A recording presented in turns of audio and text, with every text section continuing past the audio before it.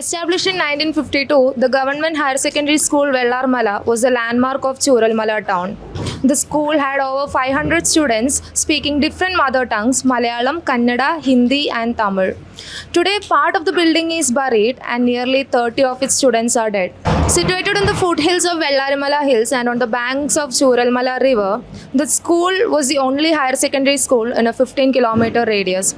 But for the villagers, it was not just an educational institution. It provided as a fulcrum for all the socio-cultural activities of the town. At school, നാട്ടിൽ എത്രത്തോളം important ആയിരുന്നു എന്നൊന്ന് പറയാമോ? സ്കൂളും നാട്ടുകാരും എന്ന് പറഞ്ഞാൽ ആ ഗ്രാമത്തിലെ ഓരോരുത്തരുടെയും ജീവനാണ് സ്കൂൾ എന്ന് വേണമെങ്കിൽ പറയാം. കാരണം ആ സ്കൂളിൽ ഒരു ചെറിയ പരിപാടി ഉണ്ടെങ്കിൽ ആ നാട്ടുകാരെല്ലാവരുമാണ് ഏറ്റെടുത്ത് നടക്കുക. അവിടെ സ്കൂളിൽ പഠിക്കുന്നവരെന്നോ സ്കൂളിൽ നിന്ന് പുറത്ത് നിൽക്കുന്നവരെന്നോ എന്നൊരു വ്യത്യാസം ഒരിക്കലും കാണാൻ സാധ്യമല്ല. സ്കൂളിൻ്റെ കാര്യത്തിന് വേണ്ടി ഇപ്പോൾ ആ നാട്ടിൽ ഒരു കോലാഹലങ്ങളോ എന്തെങ്കിലും പ്രശ്നങ്ങൾ നടക്കുകയാണെങ്കിൽ വരെ ആരും സ്കൂളിൽ വന്ന് ശല്യപ്പെടുത്താറില്ല. അത് സ്കൂൾ അതിൻ്റെ വഴിക്ക് നടക്കട്ടെ എന്നുള്ളതാണ്. അതുപോലെ കലാകായിക രംഗത്താണെങ്കിൽ നാട്ടുകൾ ഒരിക്കൽ ഇതേമാതിരി സ്കൂളിൽ വാർഷികം നടക്കുന്ന സമയത്ത് സ്കൂളിൽ കലാമേള നടക്കുന്ന സമയത്ത് വണ്ടി വിളിച്ച് ഒരു ബസ് വിളിച്ച് കുട്ടികളെയും രക്ഷിതാക്കളെയും അവിടെ എത്തിക്കാൻ വേണ്ടി നാട്ടുകാർ മൊത്തം പിരിവെടുത്ത് നടത്തി അങ്ങനത്തെ സംഭവങ്ങൾ ഉണ്ടായിട്ടുണ്ട്. അപ്പോൾ അത്രമാത്രം സപ്പോർട്ടിംഗാണ് ഈ വിഷയത്തിൽ നാട്ടുകാർ മൊത്തം ചെയ്യുന്നത്. 15 കിലോമീറ്ററിനുള്ളിൽ ഉള്ളൊരു സ്കൂളാണ് അത്. അപ്പോൾ അതുകൊണ്ട് തന്നെ ഇപ്പോൾ ആ നാട് എന്ന് പറയുന്നത് ശരിക്കും മേപ്പാടി കഴിഞ്ഞിട്ടുണ്ടെങ്കിൽ പിന്നെ വെള്ളാർമല അതുപോലെ തന്നെ മുണ്ടക്കൈ അവിടെ എൻഡാണ്. പിന്നെ അങ്ങോട്ട് നിലമ്പൂരാണുള്ളത്, കാട്ടിലൂടെ യാത്ര ചെയ്യണം.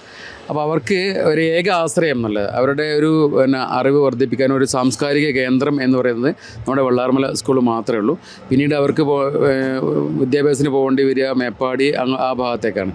അതുകൊണ്ട് തന്നെ വർഷങ്ങളായി അവരുടെ വിദ്യാഭ്യാസത്തിനുള്ള ഏക ആശ്രയം എന്ന് പറയുന്നത് നമ്മുടെ വെള്ളാർമല സ്കൂൾ തന്നെയാണ്. നാട്ടുകാർ എത്രത്തോളം ആ സ്കൂളിനെ സ്നേഹിച്ചിട്ടുണ്ടായിരുന്നു? സ്കൂളിൻ്റെ ഒരു ഭാഗമായി മാറിയതാണ്. നാട്ടുകാർ ആ സ്കൂളിൻ്റെ ഒരു ഭാഗമായി മാറി. ഞാൻ 2021 ജൂലൈ 1 അവിടെ വരുന്നത്. അപ്പോൾ അതിന് ശേഷം എനിക്ക് മനസ്സിലായ കാര്യം, ആദ്യം എനിക്ക് വെള്ളാർമല സ്കൂൾ അറിയാം, പക്ഷേ എനിക്ക് കുറച്ചും കൂടി അടുത്തറിയാനും ജനങ്ങളെയും അതുപോലെ തന്നെ അവിടുത്തെ വിദ്യാലയത്തെ അടുത്തറിയാൻ കഴിഞ്ഞത് ഹെഡ് മാസ്റ്റർ ആയതിനു ശേഷമാണ്.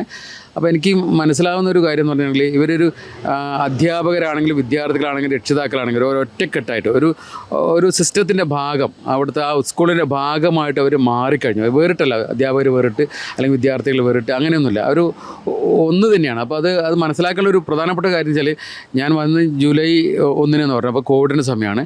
നവംബറിലാണ് നമ്മുടെ സ്കൂൾ വിദ്യാഭ്യാസം പുനരാരംഭിക്കുന്നത്.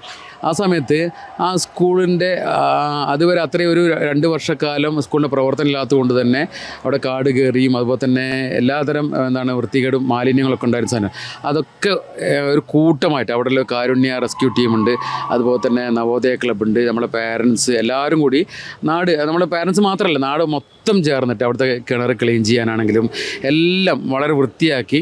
അപ്പോൾ അതിനുശേഷം കലക്ടർ അവിടെ നമ്മുടെ ഇതിന് മോണിറ്ററിങ് ചെയ്യാൻ വന്നപ്പോൾ പറഞ്ഞൊരു കാര്യം, ഇത് റണ്ണിങ് ആയിട്ടൊരു സ്കൂൾ പോലെ തന്നെ ഉണ്ടല്ലോ, കാരണം ഒരു വൃത്തിയാക്കിയത് അടുത്ത കാലത്ത് വൃത്തിയാക്കിയെന്ന് തോന്നുന്നില്ല.